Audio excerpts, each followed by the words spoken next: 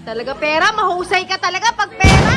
Sabi ko muna sa bangko. Oo, kaya proseso pa yung card mo. Babam bum bum babam bum.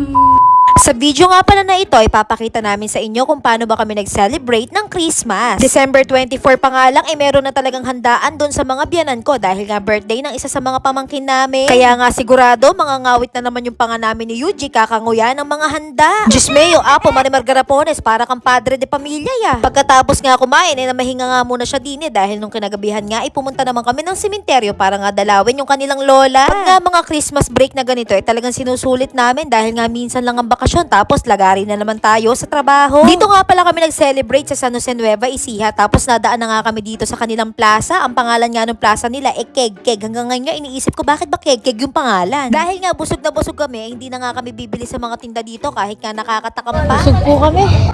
Busog tayo, wala akong pera. Lemonade lang kaya nalagdag ng daddy mo. Park pa. Kilalang kilala nga yung bayan ng San Jose sa pailaw nila tuwing Pasko. Talaga namang nakakainggan yung pumunta. Biruin nyo, bawat sulok nga ng plaza, simbahan, munisipyo, lahat yan ay may pailaw. Tapos nga nakita pa namin dito si Santa, meron daw wish yata si Yuji. Aking pyesa. Ano? Pyesa.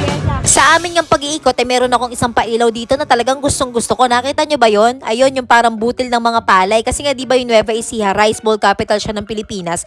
Nakakatuwa ang isipin na talaga namang hinulman nila yung mga Christmas light na papaganire, parang palay. Sobrang nag-enjoy talaga dito yung mga bagets. Kaya sa mga susunod na Pasko, dali nyo dito yung mga anak nyo, for sure, mag-i-enjoy kayo tapos wala pang masyadong gastos. Pagka-uwi nga namin sa bahay, inayos na nga namin yung mga ihahanda namin. Syempre, hindi dyan mawawala yung spaghetti at walang katapusang barbecue. Yun. Sa sobrang bilis nga ng pangyayari, alas 12 na. Merry Christmas! Maligayang Pasko sa ating lahat! Lahat nga kami dito ay nagkakainan na. Napansin ko nga si Eugene na tahimik at bakit hindi pa nga siya kumukuha ng plato pero meron siyang pinuntahan sa gawi doon. Ano kaya yun?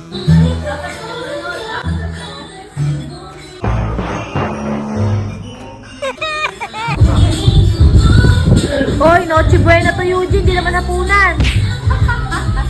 Kanin. Eugene, tigda dalawang barbecue lang. Eri na nga ang hinihintay ni Yuji. Walang iba kundi ang bigayan ng ampaw dahil daw lahat na makukuha niya pambibili nga daw niya ng pyesa. Diyos meo, apo.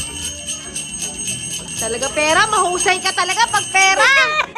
2,000 years later. Kawa ka naman, hindi mo makukuha to. Matanda na ako ngayon, hindi mo na maluloko. Wow, big word ha. Ano sabi? Yung pera mo nilagay ko muna sa bangko. Oo, kaya proseso pa yung card mo. Kailan yan? Tungalin ka. Nung namasko ko dati, nung bata pa ako, mga 6 years old ako, ganun. Ay, di ba?